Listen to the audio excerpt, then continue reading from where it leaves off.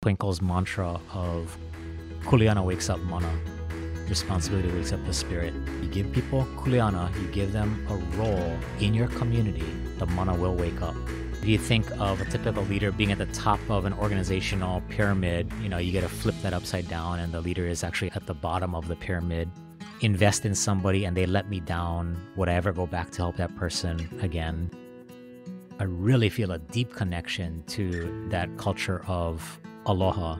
My great-grandfather, he leaves Hiroshima, Japan. It was way more brutal than he was expecting. He's homeless. He's an immigrant. He was taken in by a Hawaiian family, and he lived with them for 10 years. Where else in the world would that happen besides Hawaii? Part of the curse or the deficit of modern society is, and I guess my takeaway was, that speaks to what is special about Hawaii. Greater Good Radio, connect, learn, heal, and grow, is brought to you by Brain Gain Hawaii, a boutique executive recruiting, career development, and coaching firm. Learn more at braingainhi.com. Today's guest is James Koshiba, and James currently is the homeless coordinator for the state of Hawaii. Governor Josh Green recruited him into the spot recently. I have to disclose, I've known James since I was maybe 5 or 6 years old. We went to school together, but kind of went this way because James is like super smart and he went to Brown and Harvard. Evan became a success. I never did that. But he's done so many things. James, I don't know if you know this, but you are kind of the reason why I started with my wife this program. I didn't even know what a social entrepreneur was, where you have a double bottom line. You have a profit mission and a social mission. Could possibly be a triple bottom line for an environmental mission as well. But I've just always followed your career, and I'm super happy that we're able to do this today because I've always wanted to kind of get into the brain and heart of James Koshiba, but never really had the right timing. So thanks for coming today. Well, thanks for having me. And I can take no credit for Greater Good Radio. I remember when you first, came up with the concept and you were jamming on it. I mean, it was awesome. And that was just at a time when this whole idea of social entrepreneurship was starting to become a thing, right? And you were already jamming on the business side of things and then getting into the social impact side of things. I kind of feel like that's easier. If you go the business side first and then you add the social, it's way easier than going social and then trying to add the business. Yep. So, I was trying to do the intro. I was like writing it down. I even busted out like ChatGPT to try to help me and all that. And I was really like, bro, this is so much. It's so much on there. Like, can you just maybe share like kind of that progression, like what brought you to each point in the transition or like what's meaningful? It's impossible to sum up. My parents ask me all the time, tell me again exactly what it is that you do so I can explain to uncle and auntie. My dad actually had me write it down on the back of a business card for him one time. Took up the whole back of the business card. Wait, so would he take the business card and give the business card, or he was trying to read it? He would read it. He would like read the back of it. Wow. But I guess the way to sum it up succinctly is, I've spent my entire career kind of working in the nonprofit and community space. And started out thinking I was going to be a teacher or a counselor. Like that was my undergrad major, was in education. And I wanted to work with kids, with young people. I thought that was the way to change the world. After I went to school on the continent, moved back home, started out in a youth organization. And I was barely an adult myself, not cut out for it at all. Quickly burned out, kind of went back to the drawing board. And I thought, well, maybe I can attack this from another angle, learn about public policy, So went back to school for public policy and fell in love with working with community-based organizations, nonprofits. I was in school in Boston at the time, and there was some really radical organizations doing that social entrepreneurship work, even before it was called that, probably, in inner cities. So in inner city Boston, other inner cities across the Northeast, and fell in love with both how creative and innovative they were and how connected they were to the community. So the nonprofit I went to work for right out of grad school had a loan fund that financed affordable housing and a venture fund that financed high growth inner city small businesses. And it was all owned by the nonprofit. And they're having a lot of success at, building housing for people in the inner city and creating jobs in the inner city. And so after a year and a half of that, I was like, oh, I'm going to move home and do the same kind of stuff at home. My thought was always to come back home. And there was nothing like that in Hawaii when I came home, number one. And number two is I realized that I actually didn't know that much about Hawaii. Even though I was born and raised here, I wasn't connected to the community. And so as I got more and more connected with the community here, I realized, oh, everything I learned on the continent I had to unlearn actually, because, community development on the continent was you create a job or create a unit of housing, and that's a success, hands down. But in Hawaii, it's not a success if you've despoiled the environment, if you've desecrated something that's culturally important, if you've divided a community over a project. And so the equation is way more complicated here. And I guess my takeaway was that kind of speaks to what is special about Hawaii. We have this definition of the good life that's about more than having just a roof over your head or a job to pay the bills. We care about all of that. We care about having access to the environment. We want to be able to go surf or hike and, practice our culture, and all those things we value equally. And it means we have a richer definition of what it means to be living the good life. So anyway, that started me on a journey to working in and creating nonprofits and other organizations. But it was always rooted in that kind of recognition of, oh, this is kind of what makes Hawaii different and special. Yeah. So then how did it end up with Envision and then Kanu and then 3 Point and then, the other 35 things you get going? Yeah, so I'm kind of on a 7-year cycle. Like I'm not a serial entrepreneur like you, or like I know you had undergone on, as a past guest. But you kind of are. Kind of, but I'm on a slower roll, really. Like Depends how you measure. I get into the mode of kind of starting something up every 5 or 7 years. I like the startup phase. I don't like the growth and maintenance phase. And then I typically step out, and then I'll go back to consulting or something for another 5 years. And then I'll get the itch to start up something new. So I only know that about myself now looking back, but I started working with different nonprofits here in Hawaii. And then pretty soon after that, started a consulting practice because I was getting asked by different nonprofits to help with business planning, especially strategic planning. And a good friend of mine, Andrew Aoki, and I started 3 Point Consulting. But a few years into consulting, I started to get the itch to, maybe start something up. And the first kind of go at that was Envision Hawaii. And that was really just a network of young-ish public servants and social entrepreneurs. We're all in our 20s and 30s, and trying to build that sense of, okay, there's a community here. There's some sense of movement and direction here. And, young professionals got something to contribute to that. So I think Envision is still around. Is it? But Can I ask about that a little bit? Yeah. Because when Envision Hawaii was started, there was such a energetic push. And I don't know if it's so much of an energetic push, but it was like a wave that was moving, right? So if you just join it, you move with it. Yeah. It's like the energy around it, along with kind of the older established people in the community were getting involved too. I have not seen anything like that since. I haven't either. Like I said, I think Envision is still around. It probably plays a different role now than it did then. But you're right. There was a feeling It's going to be nothing like that. Yeah, there was a feeling of movement. There was a feeling of like a generational kind of push there. And like you said, support from older generations and the wider community. So in that then, can you maybe reflect on it? What made that work? Like if somebody wanted to do that now, what are the ingredients they would absolutely have to have in order to do it? That's a really good question. I'm not sure how much of it was circumstance. There was a bunch of people.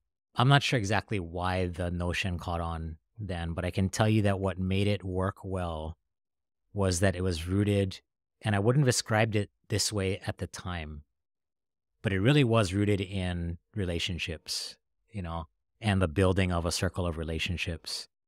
And it started as a small group of friends, and really 2 groups of friends kind of got together. And it was maybe 7 or 10 of us, and just started talking about how do we support each other, and then how do we support other people that have this community-minded bent, right? And whether they're in business or in nonprofit or in government, if you have a heart for community and you're trying to make a positive community impact in some way, those are people we want to connect with and support, like build up capacity and voices. And I think there was a genuine passion for kind of supporting each other and finding people like that. And it could be that that's more the norm now. It could be that, being kind of double bottom line or triple bottom line minded just in your own life and practice has become more normalized now. So maybe there isn't as much of a need for that. But at the time, it felt like, oh, we need to go hunt for these people and hooey them up. you know? Bro, I don't think it's more normal now. Mm, I'm not seeing that. mm, Like, leadership is leadership. And the interesting thing about that group was that all the leadership in there are in influential positions mm, now. mm. I did notice, because I remember in your speech you did at that Oh, the KCC one, conference. Hmm. right? There was like hundreds of people there. And you talked about the tipping point, and that's when I actually learned about Malcolm Gladwell. So Mm, you taught me a lot of things. mm. It's good, right? Because I don't need to be a good student. I just sit by you and then, oh, that's what he's doing, and copy. That's the easy way to do it. But you almost need in there a charismatic leader. I don't know how the drive comes together without that. I mean, there's people in there that are definitely capable, but I think without you in there, I don't know how that's possible. Yeah, I'm not sure. But I agree with you that charismatic leadership helps, and I wouldn't say just charismatic leadership, but I think one thing I had in common with everybody in that circle was we did believe in building movement and building community, you know. And that's a different kind of leadership than I'm going to have the best idea and I'm going to marshal resources and people to go make this happen, you know. So are you talking about that the group think was actually not group think, but it's group heart? That's a good way to describe it. And I think it was really a commitment or a belief that we were about building a movement. It wasn't about any one person, and it wasn't about one leader kind of directing everybody else.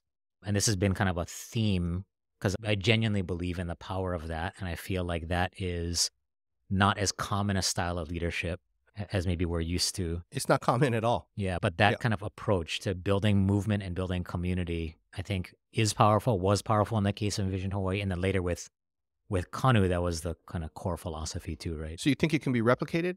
You think you could put it into a recipe and replicate it? I think so. I mean, you talk about that speech, right? Tipping Point and Malcolm Gladwell. At that point, early in my career, I was trying to be a really good student of social movements of the past, whether it was the civil rights movement or the environmental movement or even, Gandhi and nonviolent resistance. But all these tidbits and tools and historical examples of how a movement had been built, I learned a ton from that. And I feel like our collective efforts in Envision Hawaii and Kanu Hawaii later benefited from that. And we were working hard to try to make it replicable, like at different times, more under Kanu than Envision.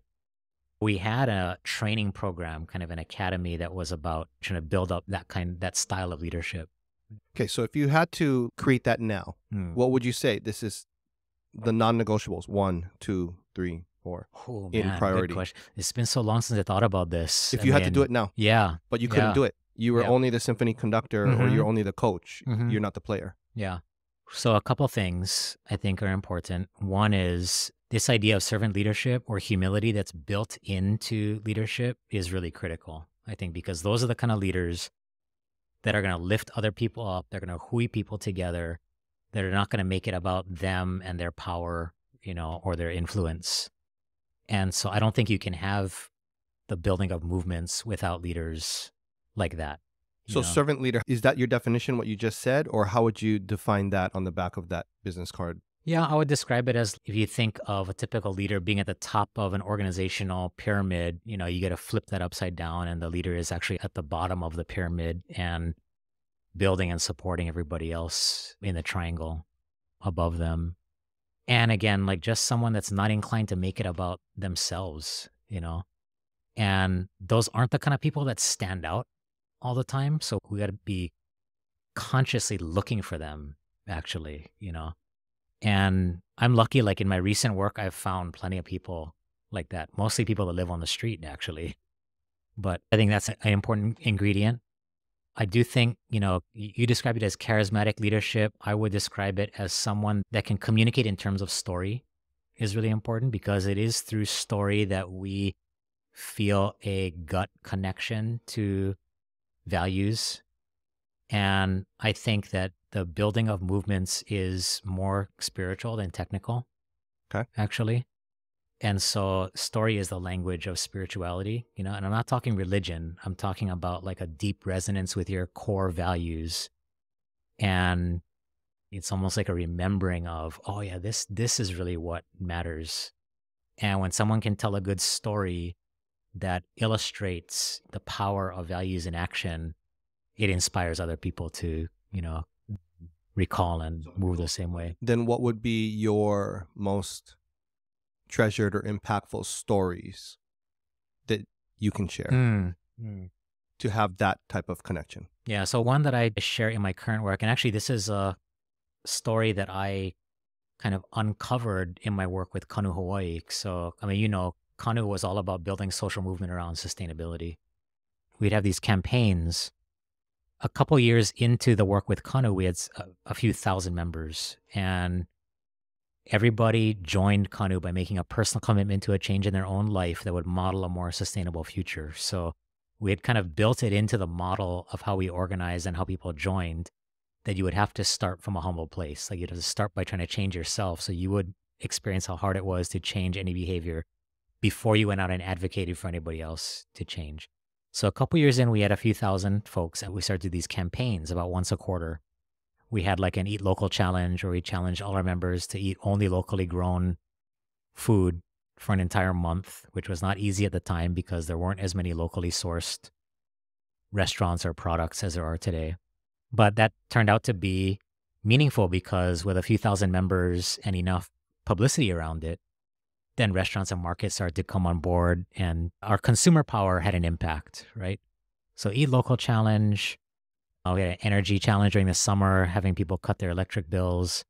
And we also started a Live Aloha campaign. And we were getting ready for that campaign. It was called Live Aloha in Your Neighborhood. And the call to action was, if you didn't know your neighbors, you had to go 3 doors down in each direction from your home, get to know them. And at the time, it was around the time of the earthquake and tsunami in Japan. So we asked people to gather folks up and do some disaster preparation. But I was looking for my own inspiration to try to connect it to Aloha.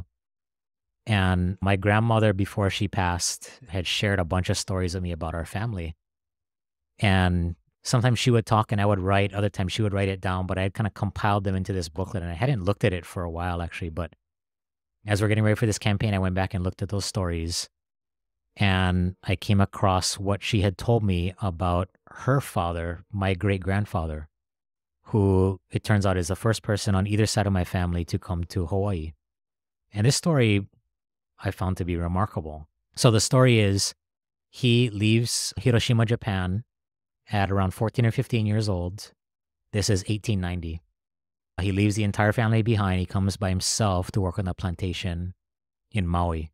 So he gets off the boat in Kahului and he starts working that plantation and he lasts only about 3 days on the plantation because it was way more brutal than he was expecting. It was not as it was advertised in Japan, right? So he runs away and somehow he makes his way from Kahului to Hana. And in 1890, obviously it was by horse or by foot, right? And he lives in Hana for 10 years. And my grandma describes it, the whole family used to talk about it as all the time when dad lived with the Hawaiians because he was taken in by a Hawaiian family and he lived with them for 10 years. He learned how to speak Hawaiian. He learned how to dance hula. He learned how to imu a pig. 10 years later, at the age of 25, he moves back to Kahului and he meets my great-grandma who herself is just coming off the boat, also from Japan. And that's how our family starts in Hawaii. But I reflected on that and I thought, that is incredible because here he is. He checks all the boxes for being the least desirable demographic in society. He's homeless. He's an immigrant. He's a teenager. He's a boy. Doesn't speak the language, doesn't know the culture. He gets off the boat and he's taken in, he's adopted by a family and lives with them for 10 years in 1890, right? I said, where else in the world would that happen besides Hawaii? And I did some homework about what was happening in the world at that time. On the continent, around that time, Congress was reauthorizing the Chinese Exclusion Act, right, to keep Asians out. South Africa was setting up the precursors of apartheid, Kefir districts in South Africa. Anti-Semitism was becoming a thing in Europe, right? If that kid had gotten off the boat anywhere else in the world in 1890, he probably wouldn't have made it, you know?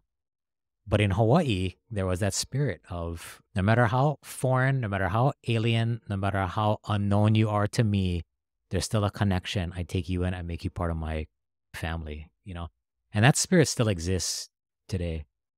Anyway, to go back to your question, that's an example to me of a really powerful story that motivates me. It motivated my work in Kanu. It's part of the reason why I started spending time on the street after I left Kanu, really spending time in homeless encampments and getting to know folks on the street, because it wasn't so much that I cared about homelessness or people experiencing homelessness. I do, but I really feel a deep connection to that culture of aloha and how special it is in Hawaii, how important it is. It has an important place in the world. And I was looking for a way to help that along, to try to keep that alive. Hmm. So do you feel another social movement in this endeavor? I don't know. I think that it's so interesting because it was actually easier to build movement around sustainability than it is to build movement around caring for people, you know?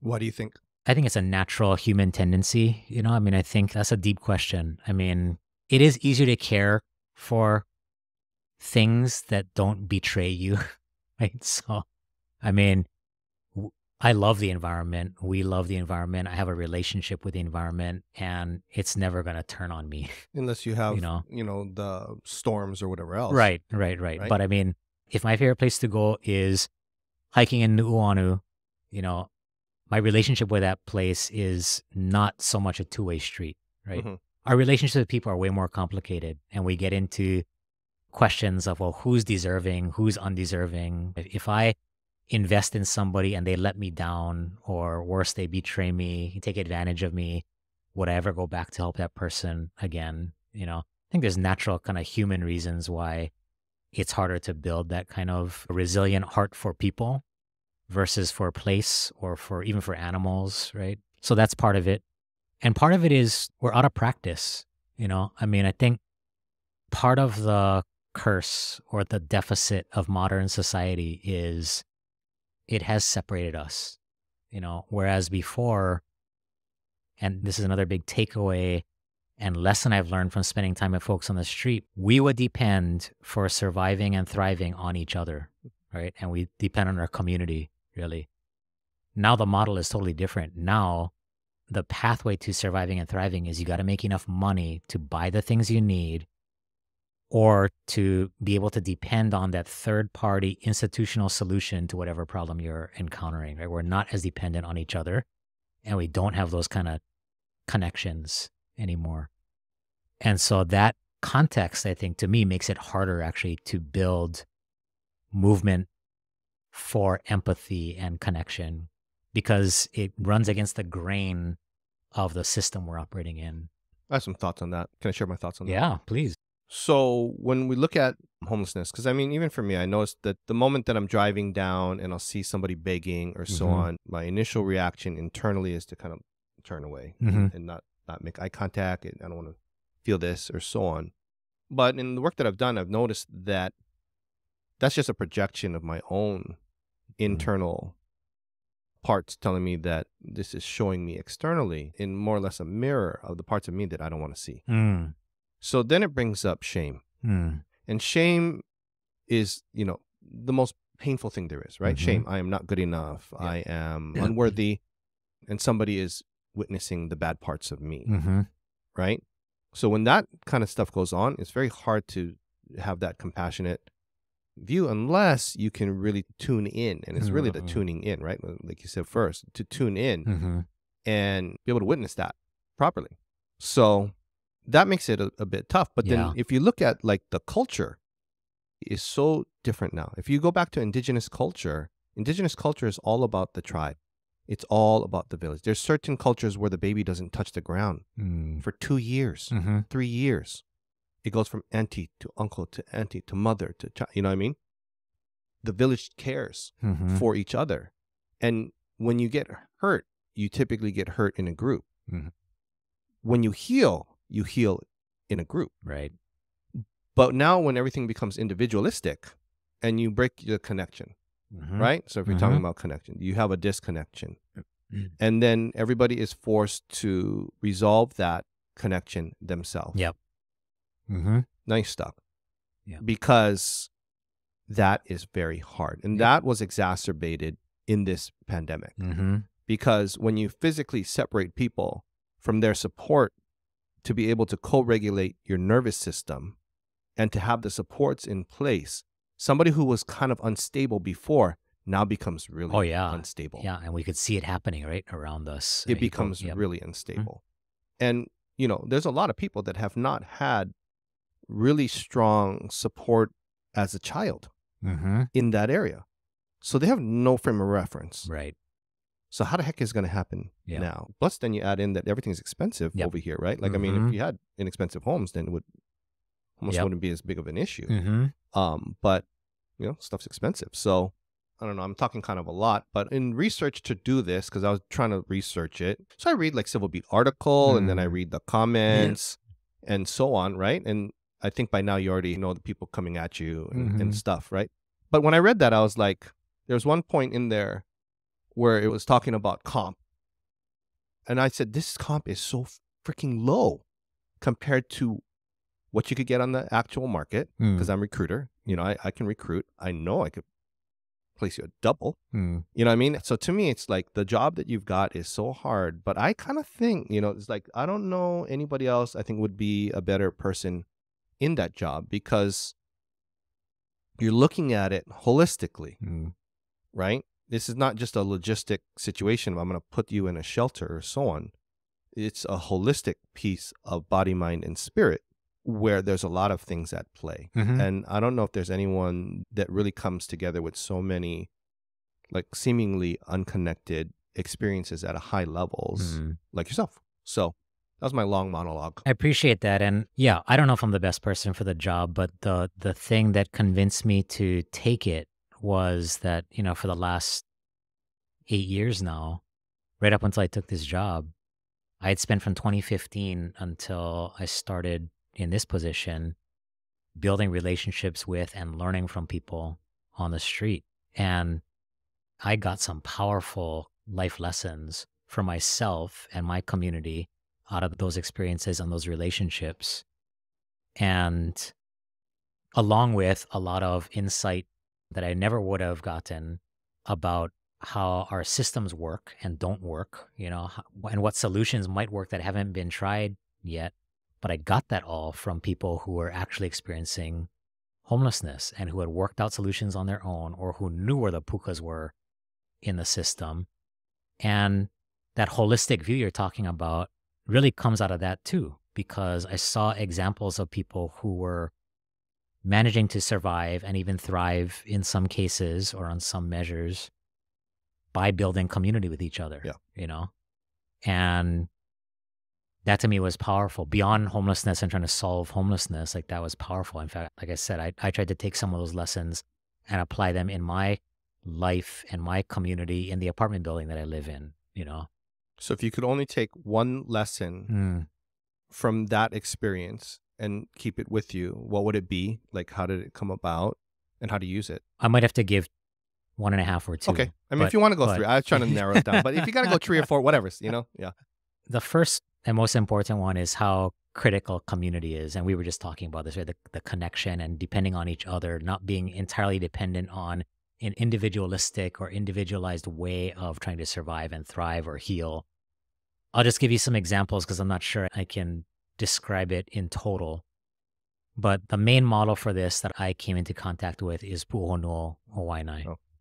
And, you know, the village of 250 people who live houseless at the Waiʻanae Boat Harbor, led by Twinkle Borge. I met her in 2015 and started spending time out at the boat harbor and just helping out wherever I could.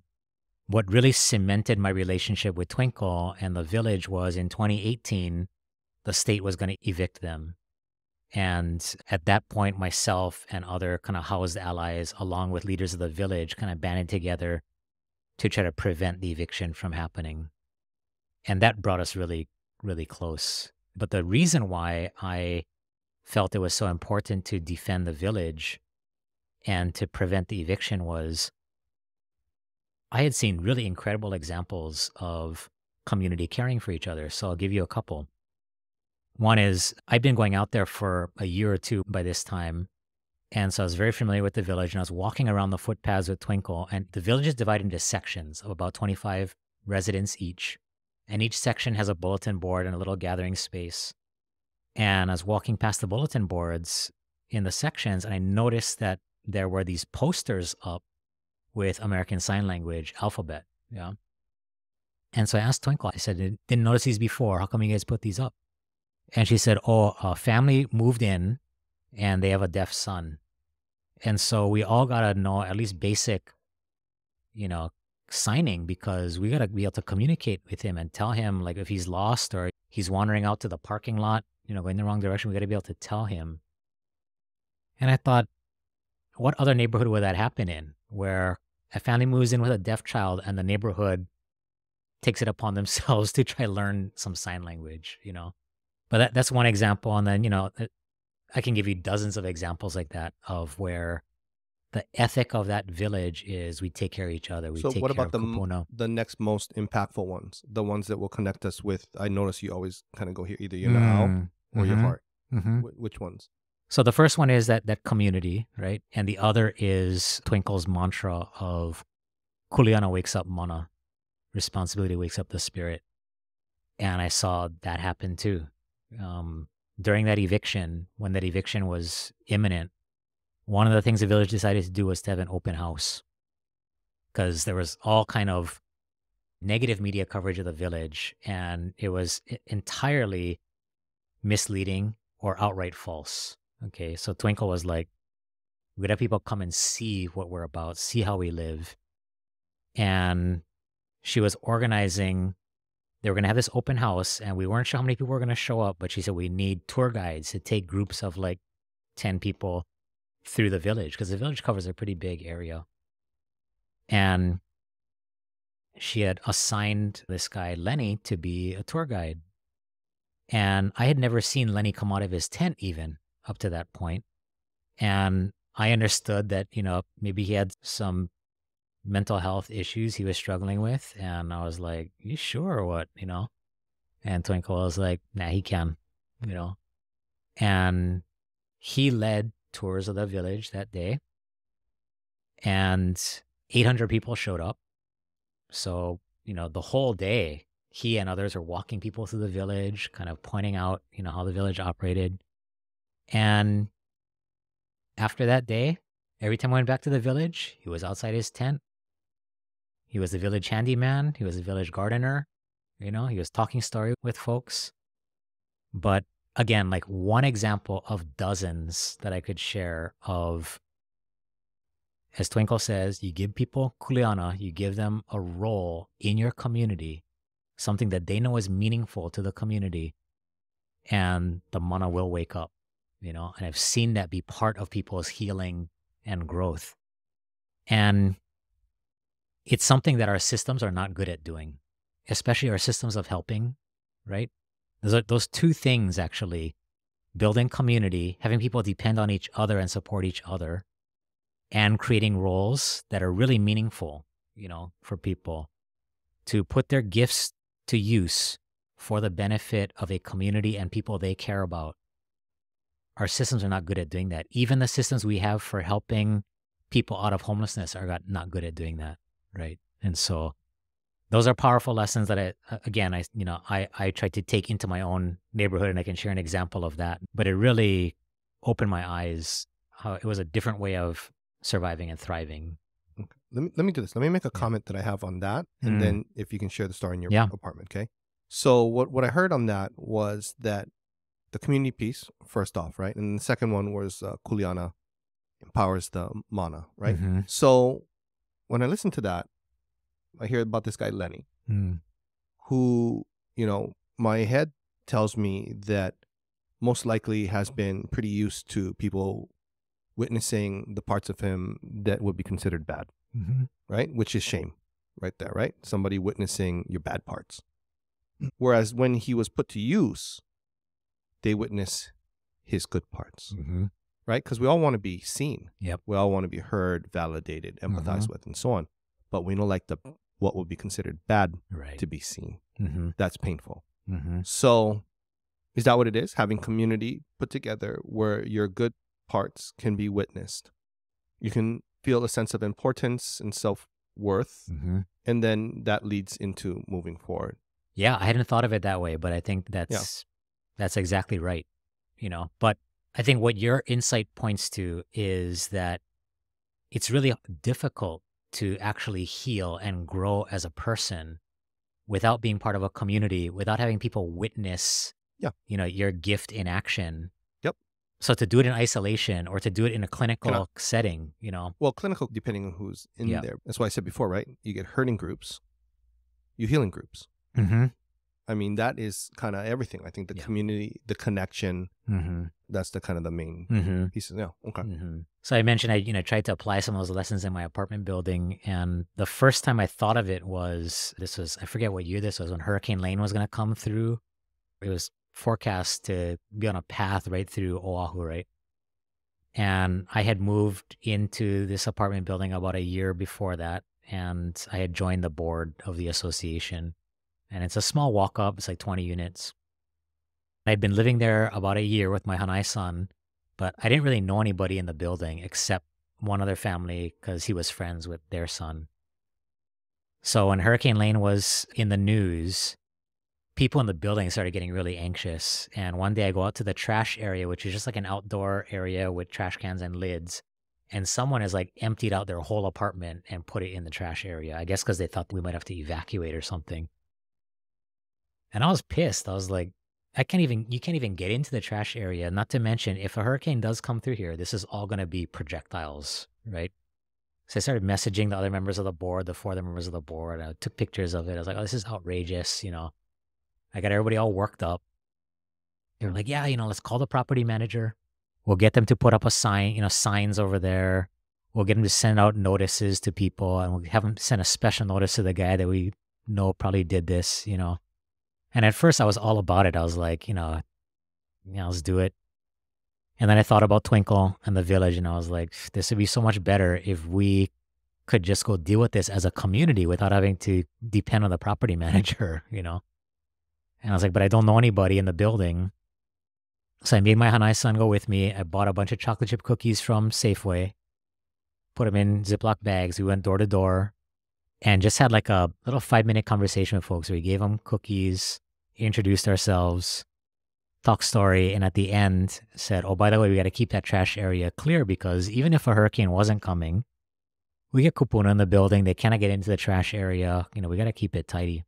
And I swear, after that conversation for like the next year and a half or longer, that trash area was pristine,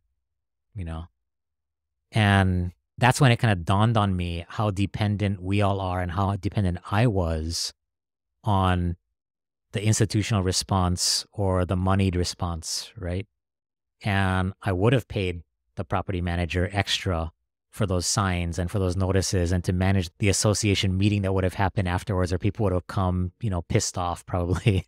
But this was a totally different way, and how out of practice I was and how out of practice we are at getting together and trying to solve things as a community, But that's one example of me trying to apply lessons from a place like Puʻuhonua. And it doesn't have to be an either or, right? There's going to be situations where we need institutional help or where markets are going to solve our problems, right? But that doesn't mean we can give up and let atrophy the muscle of being able to solve things as a community. But as we were talking about earlier, because those are the dominant modes of operating, that muscle does get atrophied. We do lose it. We lose our ability. It was so uncomfortable to go and just talk to my neighbors, And to me, that's the part we got to be intentional about keeping up. Like we got to keep exercising that muscle. And folks on the street know how to do it well because they got no money to depend on and they've been let down by institutions. And so community is their safety net, On that piece, it's kind of interesting because it reminds me of, our late friend Pono Shim. And Pono's kind of mantra was connection versus correction. Right. Connection versus correction. So could have taken the role, like you said, of correction, put up signs, make penalties, find somebody, go point finger, create some divisiveness, and you move toward disconnection, right? And force somebody into it. That's possible, right? Or moving toward the connection side where people feel like doing it on their own. Mm-hmm. The hard thing with that is, I don't know if you notice this, but this ties back to your initial kind of thought process on it's got to start with you first. Mm-hmm. Because that type of correction happens internally first, right? So it's like that's how we want to push away things underneath in us and get rid of it and shut it down and penalize it and exile it out because we don't see that stuff in us. But when we are able to compassionately witness those parts of us and they realize, hey, you're getting it, they will lower their own intensity on the same way. And that absolutely happens externally as well. I think that's a powerful insight. And I think it's true. I forget the phrase you used earlier, but like turning inward or turning tune in, turn toward. That's the kind of mantra my daughter and I are using for our other kind of endeavor we've got going, which is a parent-child relationship kind of endeavor. And it's all about tuning in, turning toward, because what initially is the reaction is turn away, tune out, turn away, right? Yep. Something's painful, tune them out, and turn away. Bro. None of that. And that happens internally too, right? Feel some emotion that is not pleasant. I like tune it out, turn away. So all of those, what you call addictions, are numbing and distracting agents for that very purpose. But the way through healing is the only way out is through. So it's really about tuning in. So I got a story on this one, actually. Yeah, please. So in this very room, which is my office, right? You can see like this used to be where I would set up. And then over there is where my daughter was setting up. She was in kindergarten and they had just done this homeschooling, the virtual school stuff, right? But I figured, you know what? I'm paying tuition, so I'm not going to help her. So I just left her over there. And I do my own thing, right? I do my Zoom meetings and whatever else. But, give her about 2 or 3 minutes. She's walking around. She's in the yard eating one snack, laying on the ground, whatever, and she wants my attention, right? So what would happen is if this is the screen, it would be like this. It would be like, she'd be coming over here, daddy, hey, who's that? And be like, mute, be like, or put my finger, beat it, beat it, like, hi, I'm looking at you like, Jay, you have to put me, I tell you, beat it, so I can't my mouth, right? Like, leave, go away, I'll talk to you later. But guess what happens, right? She's unseen, unheard. She gets more loud. So she's coming, bouncing around. And until I finally realized, what needs to happen is I need to address this. So I would say, you know what? I'm sorry. Let me just take a moment. My daughter needs me. And I put that on mute and I would turn to her directly, right? And I would say, honey, what is it that you need? And I sit there and whatever she needs, she can tell me, Daddy, tell me whatever. And then once she feels like I actually got it and I heard her, then I couldn't even keep her there. I was like, honey, give me a hug, honey. No, oh, can I even? She's gone. So she lowers her intensity on her own because she got what she needed. That's exactly how our internal system works. Yeah. And that's how the external system works. But it has to go inside first and then out. Yep. So that's what I meant by the tune in, turn toward. No, like I said, I think it's a powerful insight because... And I see this in trying to connect with people on the street too, right? Like when I first went out and started spending time in the Kakakwa encampment, which is the first place I went to, I knew nothing. I had defenses up, I had my guard up. And people can sense when you're not tuned in and turned toward, right? And their energy matches yours, actually. And so, that rings so true. And just being mindful about that practice of like, okay, let's take a minute to tune in, turn toward, look inside first before trying to interact. I think that sets it up to be more about connection than correction. Can I add something to that? That? So what you noticed is when you were going onto the street and joining the homeless, you were, justifiably kind of scared. Like, so when you have fear, you got to put up protection. And then that's what is being communicated. And then the other side is feeling the same thing. Right? Have you ever heard of a category called a highly sensitive person? So a highly sensitive person is like a category of person that is I think they said there's something maybe like, there's actually if you go on the website, you can see it's like maybe like 20-something% of people are considered highly sensitive. So the same way that somebody could be highly sensitive in their hearing, so they can hear music and tones and so on, or even autistic people, right? That's why they wear the it's too Right, loud. right. It's overwhelming. That's how it is for feelings for highly sensitive people. And what happens then is it's just the volume is really loud. So you feel stuff. But here's the thing. If you don't know you're actually feeling it from somebody else, you think it's you. So like I went to a concert, and I don't normally go to concerts, and it was enclosed. It was super loud. And what I noticed was, oh my God, my chest is doing this, like boom, boom, boom. And then I realized, oh, the drum, it's at the same, the boom, boom, the drum was so loud. The drum was beating and my chest was actually pounding with that. But if I did not put that together, like consciously put it together, like, oh, drum's going in this set, I would think I'm having a heart attack. I need to go to the hospital. Right. I need to go to the hospital. So that's what happens when we unconsciously move throughout, is that if you're highly sensitive, you'll pick up other people's energy and feel like it's yours. And then create a story around that. And then that will create a reaction that's actually incorrect. So, I mean, because you're dealing with a lot of different types of energy in groups and so on. I feel like you could be in this category potentially. So you might want to look at that as a help so that you can discern like, okay, you know what? I'm feeling this, but this is not actually me. That's helpful. What it also makes me think of is, you mentioned like the comments section on any story about homelessness.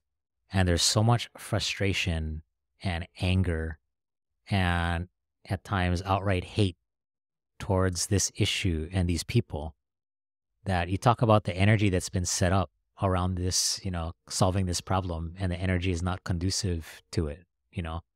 Ultimately, the solution to this problem is having space in our community for those folks who are unhoused right now to come home and be housed and healed, and to do it in community as part of a community, right? But that energy that we've got going right now, and it's not everywhere, and it's not everybody, right? That energy itself is undermining our And I wonder how much that stuff is real. Because I went through it this morning, and I looked through it and so on. And I can go troll people too. I could do it in a very, very effective way if I really wanted to. You know what I mean? Like it, but I don't know how many of them are real. Or just put into there to create stuff like that. And then the other piece of that is that if it is kind of real, all it's showing is what that person's inner reality looks like. Right. That's it. I can tell you, if they leave a decent length comment, I can show you where their pain lies. And they can project it out. I do the same thing, so. And then it gets back to your earlier question of how do we build movement to call people, away from that and back to connection, right? To start. And I think it is. But I think it's actually, I can share certain kinds of stories, but to have people who are living through being homeless or who have lived through it recently be the ones sharing their story in that space, that's when I've seen people's energy level shift. The defenses and the hostility get dialed down, and there's enough openness for a connection to be made, which is why, going back to why I took the job, I thought if I could create opportunities for that, if I could create opportunities for Twinkle and folks from Puʻuhonua O Waiʻanae, or the leaders of the encampment that I got to know really well in Kakako, or the folks at Waimanalo Beach Park, to be part of these conversations, be sharing their story, that would be the key to kind of, at least a first step toward building movement, because it does dial things down and create enough of an opening for someone to connect. I got something for you then. You may have already read it because, you well read. Have you ever heard of the book My Grandmother's Hands? No. It's by a man named Resmaa Menakem. It's very popular amongst the African-American community because it talks about how generational trauma lives in your body and is passed down generationally. And he's got a great quote in there that is absolutely relevant to here in Hawaii, that I believe. And the quote is something along the lines of, trauma decontextualized in a people looks like culture. Trauma decontextualized in a family looks like family traits. And trauma decontextualized in a person looks like a personality. I added my own, which is trauma decontextualized in a company looks like company culture. Right? So decontextualized means like you don't know like what happened or anything around that, right? And I don't know if this example that they use, but someone else had used this. And they said, people think of soul food as, okay, this is like their food that they enjoy and so on. But, the collard greens and things like that, what was shared with me was those were scraps sent to slaves. So parts of the pig, the ears and whatever else, we don't want it. So they have to create it into something that they eat, and then that ends up being a part of their culture. And they hold that and pass it generationally down, right? Yeah. So once you get context around that, everything makes sense. Like the guy Lenny, if you had context about where he came from and what was it would make complete sense of why Bugger's in that tent. But without that, what will happen is our own systems will just create a story around it, whether it's true or not, and then react accordingly according to that person. So, yeah, I like that quote. Yeah, I think you'd like that book. I'll check it out for sure. Yeah. So I know that we're a little bit shorter on time for this because you got to get back and do like important stuff. So I have some questions. Yeah, sure. I don't wrote them down, so I need some glasses. I'm old and I cannot see. So, here, let me see what I got here. So, actually, my question I have is not on this thing. Well, I cannot talk with you and not feel that there's an underswell of some sort of really important why. So is that true? And if it is, where does that come from? Because the stuff that you do requires massive amounts of energy and resilience.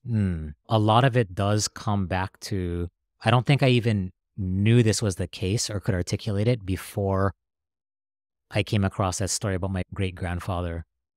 But I do feel a deep love and gratitude and sense of debt to Hawaii and to Hawaiian culture. And when I say Hawaiian culture, I don't mean, Pono used to say this too, right? He used to say, we are not our culture, right? And I think what he meant by that was, I don't mean particular practices, cultural practices, but there's a deep ethic. And I believe that it comes actually, it's grounded in the islands themselves, but there is that deep ethic of aloha. And I don't think I would be here today if not for that, because my great-grandfather wouldn't have made it here. And again, it's not even a conscious thing, but I feel a deep connection to that and a deep desire to honor it and to make sure that it lives on in some form. That's my deepest motivation.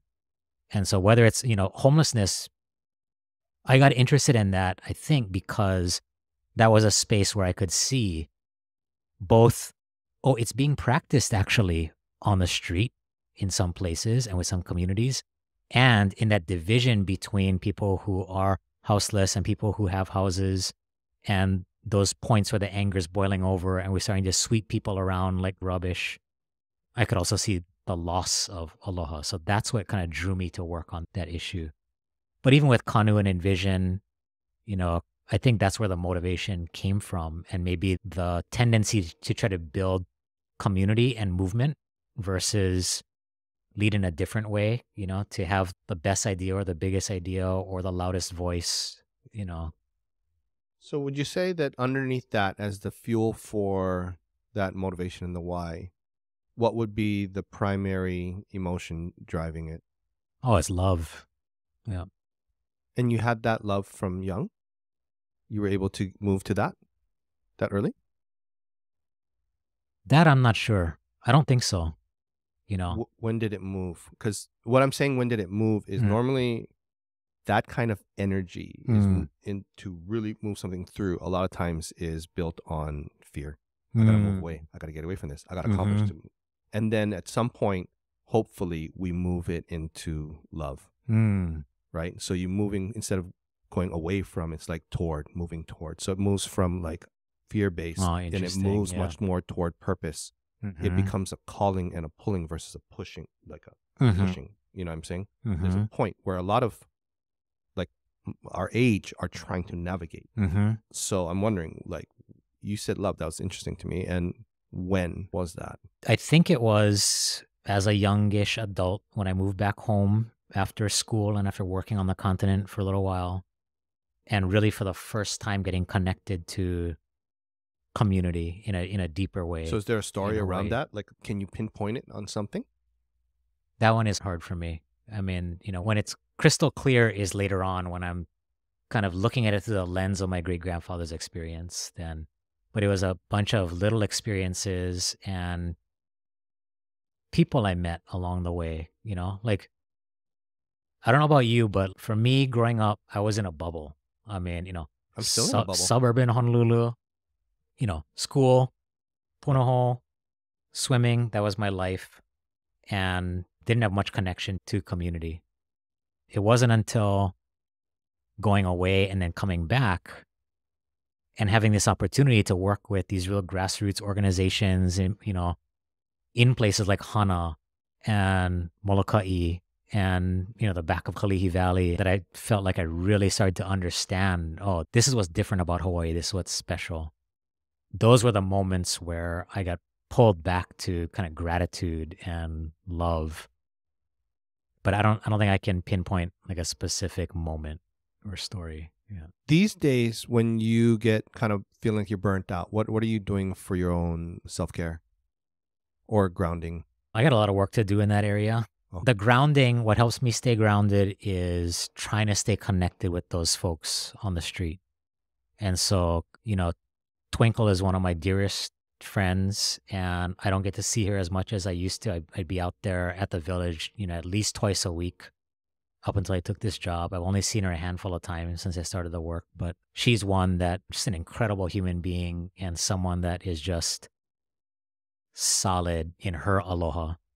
And that helps me. The woman I hired into my office, the first person I hired into my office was a woman named Lindsay Pacheco, who I met when she was living in a tent in Kakako. She's been housed for the last couple of years. She's now working toward her master's in social work. And she's one too, crystal clear on why she's there, why she's in the office, and always has that connection back to, we're here for those people that cannot be here right now, whose voice is not only not in this circle, but they're not heard in any circle, Those kind of relationships keep me grounded and keep me motivated. I will say too that going back to something we were talking about earlier where there is around homelessness, especially a lot of dialed up defensiveness, fear, hostility, right? And I'm not blaming anyone for feeling that way. As you said, people have had traumatic experiences sometimes, or it's their own stuff and that they're afraid of. That can be part of it too, But the way to counter that, the way to build movement, a counter movement to that is to find these people who have deep heart, deep aloha, and to hui them up, And so in that sense, that is still a movement building part. It's harder, as we were saying earlier, and the pace and the rhythm of it is different. Like one thing I said to the governor was, fear and anger spreads like a virus, but this aloha, this deep ethic of caring and connection does spread more like a vaccine, which means you got to build it over time. Like you actually have to find someone with immunity or build an immunity in someone and then hui them up, And so it's methodical. It requires that it builds like a snowball, versus spreading like a fire. It builds at the speed of trust. Yeah. Yeah. Mm-hmm. So is there anything today that we didn't maybe cover or you feel like you would like to share? Well, I guess the other thing I would say is this is what made me hopeful when I was doing street outreach on a regular basis and building community folks on the street. And it's what keeps me hopeful now is that there are so many people out there who are unhoused right now, who have gifts to offer and energy to bring to the table and initiative and ideas, who are going to help us solve this problem and whose efforts are actually key to helping us solve this problem. Like whether you're talking on a micro scale with one individual or a macro scale as an entire community, right? We cannot solve homelessness, even one person's homelessness, without their own initiative and energy at the table, right? We're not going to do it for them or in spite of them. They have to be invested in it too. And the good news is there's lots of folks out there, like I said, who have gifts and ideas and initiative that they want to bring to the table, And I've seen it happen. That's what happened at Puʻuhonua, right?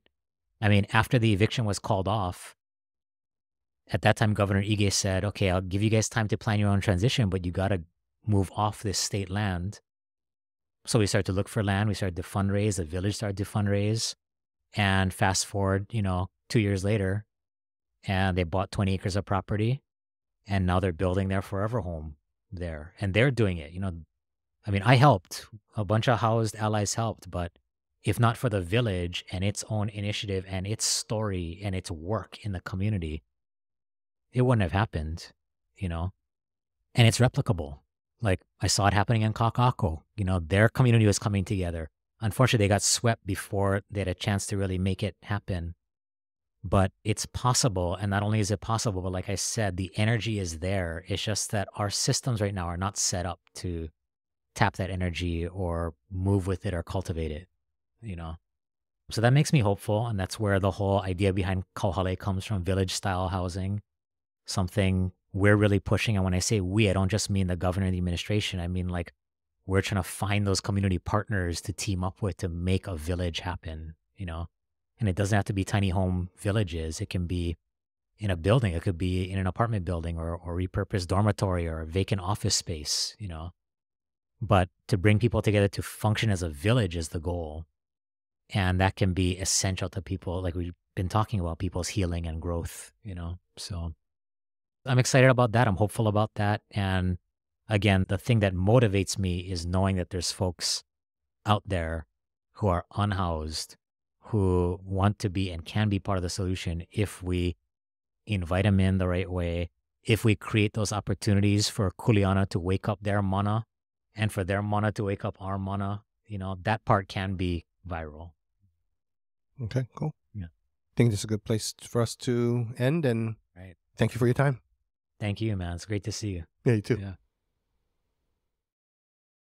If you resonate with Greater Good Radio, please join our community at www.greatergoodradio.com, where you can get access to exclusive content and offerings. Hope to see you soon.